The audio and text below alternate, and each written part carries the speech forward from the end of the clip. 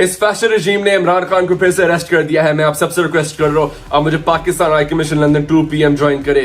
मैंने हर वक्त एवनफील्ड की कॉल दी है, लेकिन जो एवनफील्ड हाउस है वो कम्प्लीटली एम्प्टी है। इसी पूरा का पूरा जो शरीफ टब्बर है वो बाहर दूसरे मुल्कों में छुपा हुआ है। तो हम इसलिए प्रोटेस्ट करेंगे जो अफेक्टिव हुए और वो आ जाए पाकिस्तान एम्बेसी लंदन। तो आप प्लीज मुझे ज्वाइन करें 2 PM। हम एक मैसेज सेंड करेंगे कि पाकिस्तानी सिर्फ और सिर्फ इमरान खान को एक्सेप्ट करती है और पाकिस्तानी गुलाम कौम नहीं रहेगी। पाकिस्तानियों निकलो, अपनी हकीकी आजादी के लिए निकलो। इस अगर आज हम नहीं निकले तो फिर हमें गुलामी कबूल करनी होगी और हम कभी नहीं करेंगे, इससे बेहतर मौत है।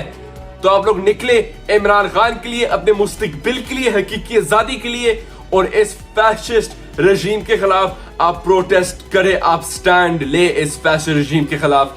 पाकिस्तान जिंदाबाद, down with this fascist regime, और इंशाल्लाह ताला इमरान खान ही बनेंगे वजीर आजम। I see you all, Pakistan embassy 2 PM।